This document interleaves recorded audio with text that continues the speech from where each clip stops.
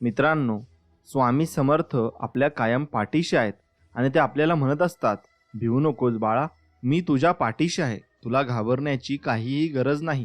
तुझ्या संकटात मी तुझ्या पाठीशी नक्कीच उभा राहीन. म्हणून तुम्ही स्वामींना एकच प्रार्थना करा की स्वामी तुम्ही आमच्या संकटात नक्कीच उभे राहा. असं तुम्ही कमेंट सेक्शनमध्ये टाईप करा आणि स्वामी तुम्ही आमच्या सर्व इच्छा पूर्ण करा हे असेही टाईप करा. मित्रांनो, जर तुम्ही हे लिहिले तर तुमची इच्छा ही नक्कीच पूर्ण होईल. आणि मी स्वामींचरणी एकच प्रार्थना करतो की तुमच्या सर्व इच्छा पूर्ण हो आणि तुमच्या ज्या मनोकामना असतील आणि तुमचे जे अडथळे येत असतील त्यात स्वामी तुमच्या पाठीशी नक्कीच उभे असो, ही स्वामींचरणी प्रार्थना. मित्रांनो, व्हिडिओला एक लाईक नक्कीच करा आणि असेच स्वामी संदेश प्राप्त करण्यासाठी आपल्या चॅनलला नक्कीच सबस्क्राईब करा. काही लोक म्हणतात की जग त्यांच्यासाठी खूप वाईट आहे. ज्यांना आपण नेहमीच पाठिंबा देतो त्यांना मदत करण्यासाठी आपण नेहमीच तयार असतो. त्यांच्या समस्यांमध्ये आपण त्यांच्यासाठी उपयुक्त असतो. त्यांना या गोष्टीची गरज असते आणि आहे, आम्ही त्यांना ते नक्कीच देतो असे स्वामी म्हणतात. जेव्हा आपल्याला त्यांची गरज असते तेव्हा आपल्याला त्यांच्या सहवासाची गरज असते. मग ते सबब का देतात, ते का मागे हटतात, मग अशी लोक तुम्ही ती वाईट समजतात. आम्ही त्यांना मदत करण्यास नेहमीच तयार असतो आणि परंतु जेव्हा आपल्या मदतीची आवश्यकता असते तेव्हा ते कधीच नसतात. असे काही लोक असतात. मग हे खरे आहे की संपूर्ण जग स्वार्थी आहे. ते आपल्याला स्वतःच्या स्वार्थासाठी जोडते. ज्यांना आपण आपले मानून त्यांचा आधार घेतो, आपण मदत करायला नेहमी तत्पर असतो, पण आपल्या कठीण प्रसंगी तेच लोक मागे सरकतात आणि आपण त्यांच्यासाठी काय केले हे देखील ते विसरतात आणि आपल्याला थोडीशी मदत करण्याचे कारण ते पुढे करतात. मग चला, असे का घडते आपण ते पाहूया. या जगात 3 प्रकारची माणसे आहेत. एक जी सर्वात महान आहेत आणि एक जी नेहमी इतरांना देऊ इच्छितात. जसे स्वामी आपल्याला सर्व काही देऊ इच्छितात आणि आपण त्यांच्याकडे सर्व काही मागत असतो कारण ते आपल्या हक्काचे आहेत. मित्रांनो, एक ज्याला इतरांना मदत करायची आहे, एक जी इतरांकडून घेण्यास खूप लाजाळू आहे आणि एक अशी इच्छा आहे की ती मी कधीही नाही आणि मी कोणाच्या कामालाही येणार नाही. अशा 3 प्रकारच्या व्यक्ती असतात. कोणाकडून काही घेणे माझा एकच प्रयत्न आहे की मी जास्तीत जास्त लोकांना देऊ शकेन आणि मदत करू शकेन. लोक महान आहेत, पण असे लोक फार कमी आहेत आणि इतर असे लोक आहेत जे म्हणतात की जर कोणी माझ्यासाठी केले तर मी त्याच्यासाठी काहीतरी करेन. जर कोणी माझ्यासाठी काही केले तर मग मी त्यांच्यासाठी करेल. मग ते का कसं होत नाही? मग अशा लोकांचा युवा तंत्रज्ञानावर विश्वास आहे. त्याने आमच्यासाठी काही केले असेल आम्ही नक्कीच करू, त्याने काही केले नसेल तर आम्ही काहीच करणार नाही. अशा प्रकारचे काही लोक आहेत. आणि तिसरे लोक अशा गोष्टी करतात की ते नेहमी घेतात. ज्यांना इतरांसाठी काही करायचे आहे परंतु कोणासाठी काही करायचे नाही, त्यांनी ते नेहमी घेत राहावे आणि त्यांना ते इतरांसाठी घालावे लागत नाही. मग ते फक्त त्यांच्याकडून घेतात. त्यांच्यासाठी मदत करा, उपभोग घ्या आणि जेव्हा त्यांची ते करण्याची पाळी येते तेव्हा त्यांना काहीही करावेसे वाटत नाही. आणि सत्य हे आहे, त्यांना फक्त लोकांपासून घेऊ वाटते, त्यांना देऊ काही वाटत नाही. अशा लोकांची संख्या जगात सर्वाधिक आहे. आता त्यांचा स्वभाव बनला आहे की आम्ही अशा युनियनमध्ये राहा की जेव्हा एखादी व्यक्ती सेल्फिश बनते तेव्हा त्याच्यासमोर राहणारे सर्व लोक त्यांच्या पलीकडे जातात आणि त्यांच्यासारखे बनू इच्छितात. परंतु जेव्हा एखादी तानी बनते व इतरांना मदत करते आणि तेव्हा लोकांवर त्याचा प्रभाव कमी होतो. कारण वाईट गोष्टी अंगीकारणे खूप सोपे आहे, पण चांगल्या गोष्टी जीवनात अंगीकारणे फार कठीण आहे. एक अतिशय कंजूस माणूस ज्याने आयुष्यात काही दिवस काढलेले नव्हते, ते नदीत बुडत होते. 2 लोक तिथे उभे होते. एक म्हणाला, तू मला तुझा हात दिलास तर मी तुला बाहेर काढेन आणि तुला वाचवीन, जीव वाचवेन. पण तो खूप कंजूस माणूस बुडत राहिला पण हात देत नव्हता. तेव्हा त्याच्यासोबत उभा असलेला दुसरा माणूस म्हणाला, मी या माणसाला ओळखतो, तो खूप कंजूस आहे, म्हणून त्याला हात द्यायला सांगू नका. त्याला सांगा की ते माझे आहे. लोको, मी तुम्हाला बाहेर काढतो. मग त्या व्यक्तीने तेच केले आणि त्याने हात दिला आणि तो म्हणाला, माझा हात धरा, माझा हात घ्या, मी तुम्हाला बाहेर काढतो. मग तो कंजूसाने त्या व्यक्तीला हात धरला आणि त्यांनी त्याला नदीतून बाहेर काढले. म्हणजे न देण्याची संस्कृती ही इतकी प्रबळ झाली आहे की माणूस मरतोय पण द्यायचे वाटत नाही, पण घ्यायचे झाले तर तो तयार झाला. तुम्हाला माहीत आहे का की जेव्हा तुम्ही तुमच्या संस्कृतीचे संगोपन करता आणि ती पुन्हा पुन्हा आचरणात आणता तेव्हा ती संस्कृती तुमची सवय बनते आणि हळूहळू तुम्ही खूप श्रीमंत होतात. तो माणूस होता पण तो खूप कंजूस होता. पण एक दिवस अनाथ आश्रमातील काही लोक आले, त्याला दान मागितले आणि त्याने मदत मागितली. त्या व्यक्तीला सांगितले की आम्ही लहान मुलांना वाढवतो, त्यांना अन्न देतो आणि त्यांना प्रगती आणि प्रतिगामीपणा देतो आणि जीवनात पुढे जाण्याचा उद्देश देतो. तुमच्याकडे सर्व काही आहे, तुम्ही आम्हाला काही देऊ शकलात तर आमच्या अनाथ आश्रमाला खूप मदत होईल. तुम्ही मुलांसाठी आशीर्वाद मिळतील.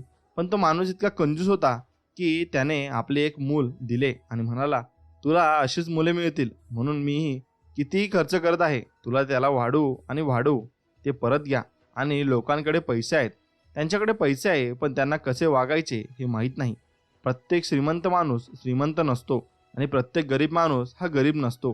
प्रत्यक्षात लोक एक गोष्ट लिहितात आणि इतरही असतात. आपण लोकांना बाहेरून ठरवू शकत नाही की प्रत्यक्षात लोकांचे बोलणे ऐकून आणि त्यांचा फेराव पाहून ते आपल्यावर खोटे बोलतात. प्रेम पाहून त्यांच्या बोलण्याने प्रभावित होतात, त्यांना मदत करतात, त्यांना आधार देतात. पण जेव्हा कठीण प्रसंग येतो तेव्हा त्यांना खरंच कळत नाही की ते म्हणतात की जी माणसं खूप गोड बोलतात आणि फार चांगलं वागत नाहीत तीच माणसं खरं तर अशी असतात. आणि सत्य तेथे नाही. अनेक वेळा असे घडते की अलाराम पहिल्या दृष्टिक्षेपात चांगला वाटत नाही, पण त्या व्यक्तीसोबत वेळ घालवल्यानंतर त्या व्यक्तीचे गुण दिसायला लागतात. आणि कधीकधी असे होते की लोक पहिल्या नजरेला खूप चांगले वाटतात, पण जेव्हा तुम्ही त्यांच्यासोबत वेळ घालवता तेव्हा तुम्हाला कळते की या व्यक्तीची काहीच किंमत नाही. बाहेरून जे दिसतं तेच आपल्या डोळ्यांना दिसतं असं नाही, तर आपल्या हृदयाला आणि आत्म्याला सत्य दिसतं. जेव्हा आपण कुणासोबत वेळ घालवतो, कुणाची ओळख करून घेतो, तेव्हा आपल्याला सर्व काही गोष्टी या कळत असतात. मित्रांनो, एक मुलगा एक आपल्या बापाला नेहमी शिव्या घालत असे आणि की बाबा तुझे फक्त मित्र आणि मला माहीत नाही की माझे किती मित्र आहेत, मी मोजू शकत नाही. आणि तुझा एकच मित्र आहे. थोडे प्रगत व्हा, आधुनिक व्हा, या जुन्या विचारसरणीतून बाहेर या, लोकांशी मैत्री करा. त्याचे वडील त्याला पुन्हा पुन्हा समजावून सांगायचे की मित्रांपेक्षा हजारो जोडे श्रेष्ठ असतात असे नाही, तो एकच मित्र खरा असतो. त्या मुलाला ते पुरेसे होते. ती म्हणाली की तुझा एक मित्र खरा आहे आणि माझे सर्व मित्र आहेत, पण तू असे कसे बोलू शकतोस? तेव्हा त्याचे वडील म्हणाले, आज रात्री परीक्षा करू, चल आणि तू तुझ्याकडे जा. आणि तुझ्या मित्रांच्या घरी जाऊन त्यांच्याकडे मदत मागितली आणि मी माझ्या मित्राच्या घरी जाऊन मी मदत मागेन. मी घरी जाऊन मदत मागतो, बघू कोण काय करते ते. मुलगा म्हणाला की ठीक आहे, तिची चाचणी करून बघू.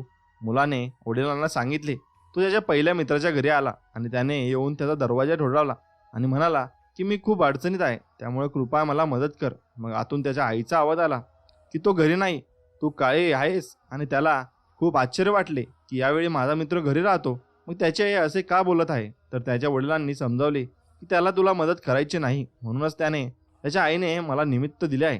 म्हणून तो दुसऱ्या मित्राच्या घरी आला आणि त्याच्याकडे मदत मागितली. तो म्हणाला, आज माझी तब्येत ठीक नाही, मी आजारी आहे, आज मी काही करू शकत नाही. मग तो त्याच्याकडे गेला आणि तो दुसऱ्या मित्राच्या घरी गेला आणि म्हणाला, मी काय करू शकतो. मग प्रत्येक व्यक्तीला स्वतःच्या समस्यांचं तोंड द्यावे लागते. मी तुम्हाला कशी मदत करू. तो प्रत्येक मित्राच्या घरी गेला पण त्याला कोणीही साथ दिली नाही. माझ्या मित्रांच्या घरी जात होता आणि मित्रांचे बहाणे ऐकून माझे हृदय तुटत होते. हा कसला मित्र आहे. तो नेहमी माझ्यासोबत जेवायला बाहेर जायचा, पण आज जेव्हा आम्ही मदतीसाठी विचारतो तेव्हा कोणीही पुढे येत नाही. तेव्हा त्याचे वडील म्हणाले, माझा एकच मित्र आहे, आता आपण त्याच्या घरी जाऊ, असे मुलाने वडील म्हणाले. आणि माझ्या मित्राच्या घराचा दरवाजा ठोठावला आणि मग मला काही मदत हवी आहे असे काही बोलले नाही. मी दार ठोठावले आणि फक्त माझ्या मित्राला हाक मारली. मग भैरव आहेस का, मी तुझा मित्र आहे. त्यांच्या वडिलांना मित्र आहे आणि हातात पैशाचा बंडल घेऊन तो बाहेर आला. आणि हे पाहून मुलाला आश्चर्य वाटले. हातात काठी आणि हातात पैसे घेऊन आलात असे विचारले. त्यांच्या वडिलांना मित्र म्हणाला की आज मध्यरात्री तुझा बाबा असे माझ्याकडे येणार नाही, त्यांना पैशाची गरज असेल म्हणूनच तो आला असेल, किंवा त्याला काहीतरी अडचण असेल, त्याला कोणाच्या तरी आधाराची गरज आहे म्हणून तो माझ्याकडे आला आहे. त्याला पैशाची गरज असेल तर मी आधीच पैसे आणले आहेत, आणि जर कुठेतरी भांडण करण्याची गरज असेल तर मी माझ्या हातात इशारा घेऊन आलो आहे. आणि तो आश्चर्यचकित झाला. सामान्यतः साथ देईन ते देण्यासाठी मी नक्कीच लढेन. त्याचे वडील म्हणाले, बघा तुझे हजारो मित्र काही कामाचे नाहीत, पण माझा एक असा मित्र आहे, तुझ्या सगळ्या मित्रांपेक्षा भारी आहे. आम्ही आयुष्यात अनेक लोकांशी जोडलेलो असतो, पण आपण अनेक नाती बनवतो, पण त्यातली एक छोटीशी असते. ते घडले तर प्रत्येक अडचणीत ते साथ देत असते, जो आपल्या सोबत पाऊल टाकून चालू शकतो. तुम्ही सुद्धा अनेकांच्या आयुष्यात असेच असू शकता, ज्यांच्यासाठी तुम्ही खूप काही केले असेल. अशा लोकांना तुम्ही भेटत असाल आणि पण ते तुम्ही नेहमी करता आणि ते करून परत याल. पण त्यानंतरही म्हणा की ते तुमच्यासोबत कधीच नव्हते, त्यांनी कधीही चांगले केले नाही. तुम्ही पण याचा अर्थ असा नाही की सगळीच माणसं अशी असतात. बरं, त्यांना आधार देणाऱ्या, मदत करणाऱ्या तुम्ही एकटेच नाही. आजच्या या विषयावर माझा एक प्रश्न आहे की तुम्ही मला कमेंट करून नक्की सांगा की तुमच्याजवळ असा एक मित्र आहे का बरं? मी तुम्हाला सांगितल्याप्रमाणे जगात 3 प्रकारचे लोक आहेत. एक ज्यांना नेहमी द्यायचे असते आणि दुसरे जे घेणे असतात आणि तिसरे म्हणजे त्यांचे फक्त नेहमी बाजू कशी घ्यायची हे माहीत असते. आणि तुम्हाला कोणत्या श्रेणीतील लोक सर्वात जास्त भेटले आहेत आणि तुमच्या जीवनात तसे किती मित्र आले आहेत ते कमेंट करून नक्की सांगा. आणि तुम्हाला तुमच्या आयुष्यात कोणत्या प्रकारचे लोक भेटले आहेत आणि जर तुम्हालाही तुमच्या आयुष्यात बहुतेक लोक भेटले असतील, त्यांना फक्त कसे घ्यावे हे माहीत असेल, तर तुम्हाला मनापासून प्रेम होईल. त्यांना दुःखी करू नका, वाईट वाटू नका. ही संस्कृती यांच्यातही कुठून तरी आले आहे. तेही कुठून तरी शिकत आहेत. त्यांनी हे सर्व त्यांना कुटुंबाकडून, त्यांच्या आजूबाजूच्या लोकांकडून शिकले आहे आणि तुम्ही त्यांना बदलू शकत नाही आणि ते जसे आहेत तसे त्यांना ॲक्सेप्ट करा. जेव्हा तुम्ही अशी माणसं शोधता तेव्हा सत्य कळेल, तर दुःखी होऊ नका. तो तुमचा खरा साथीदार नाही हे समजून घ्या आणि त्यांच्यापासून सावध राहा. आणि तुम्ही आयुष्यात त्यांच्यासोबत उभे आहात, हे तुमच्यासोबत प्रत्येक सुखदुःखात उभे आहेत की नाही हे देखील तपासून घ्या व ते तपासूनच तुम्ही त्यांच्याशी मैत्री करा.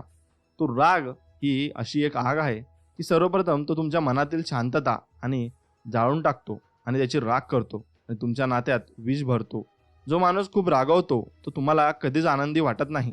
तो नेहमी रागावलेला असतो. स्वतःशीच तो अस्वस्थ राहतो. दुसऱ्याला राग आल्याची शिक्षा दिली जात नाही. ज्याला राग येतो ते जास्त होतात.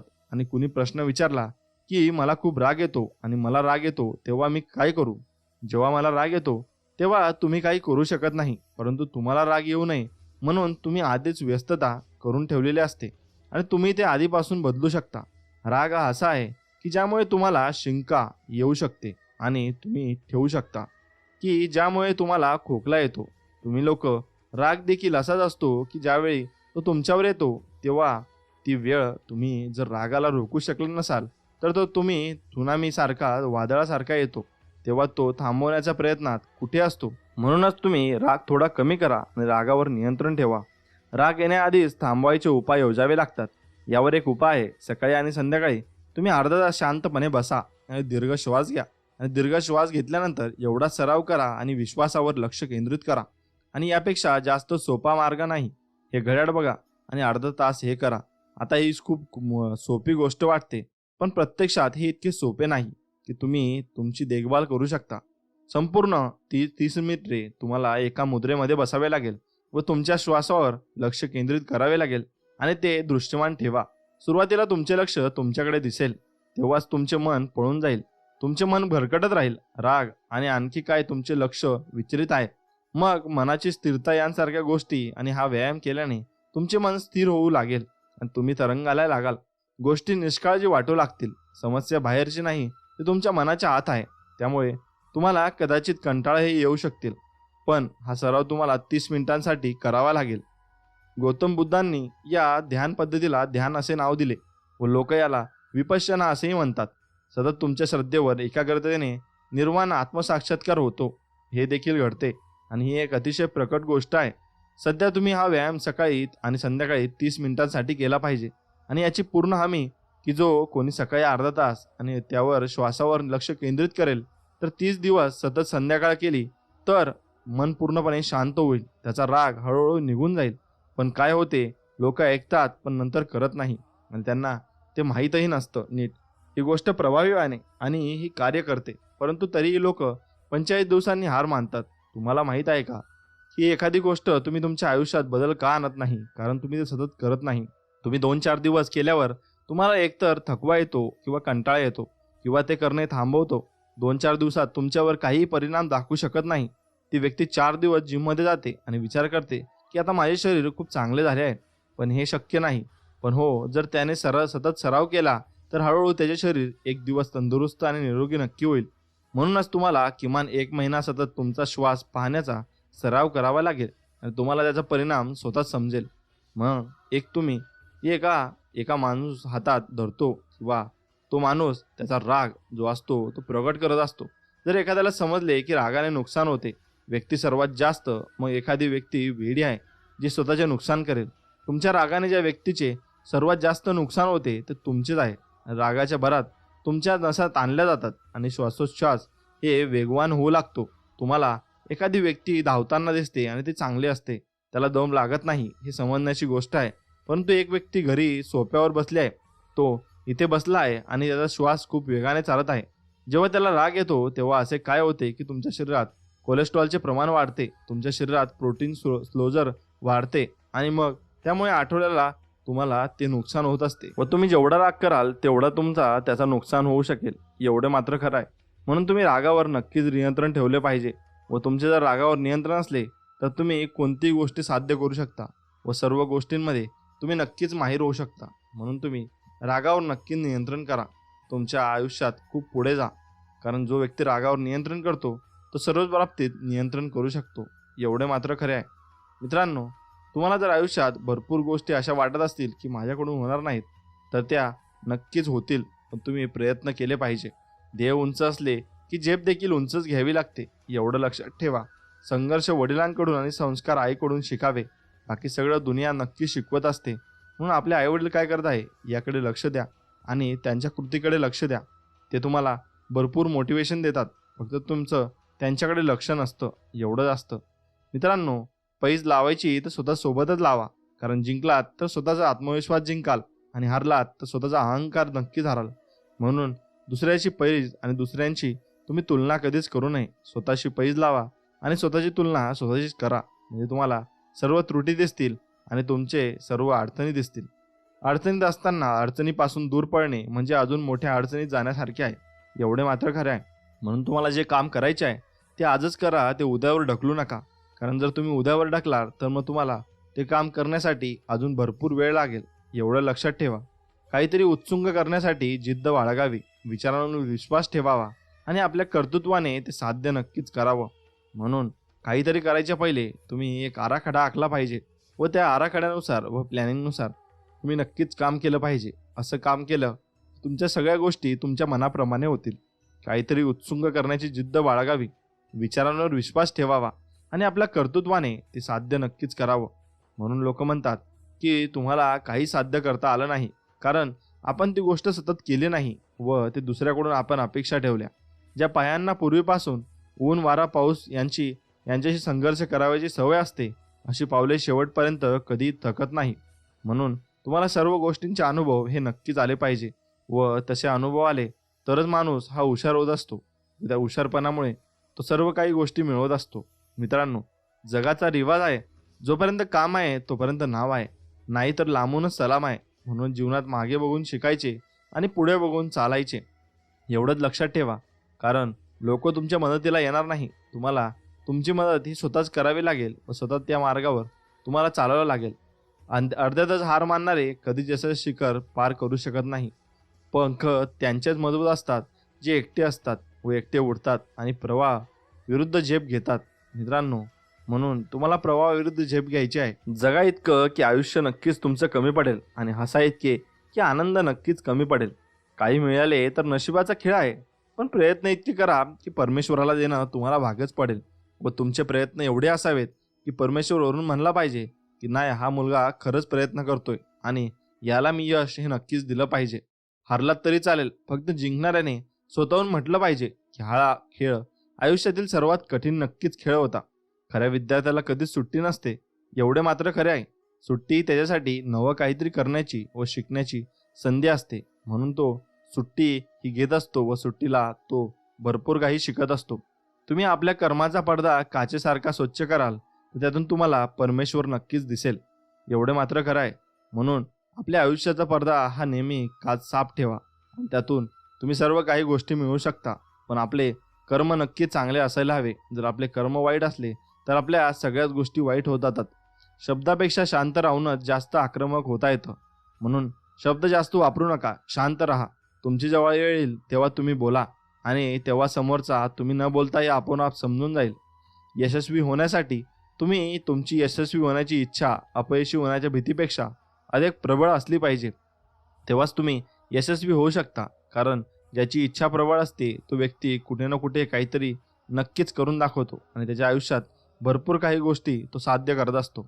मित्रांनो, तुमचे किती वय असेल आणि किंवा अनेक संधी तुमच्या हातातून गेल्या असतील तरी तुम्ही पुन्हा सुरुवात करू शकता, एवढं लक्षात ठेवा. कारण भरपूर लोक भरपूर कोणत्या ना कोणत्या वयामध्ये सुरुवात करत असतात, पण आपण तरी भरपूर यंग आहोत. स्वप्न पाहतच असला तर मोठंच पहा ना, लहान कशाला.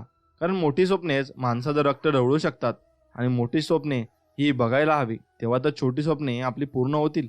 तुमच्या अपयशाला कवटाळून बसू नका, त्याच्यापासून शिका आणि पुन्हा सुरुवात करा.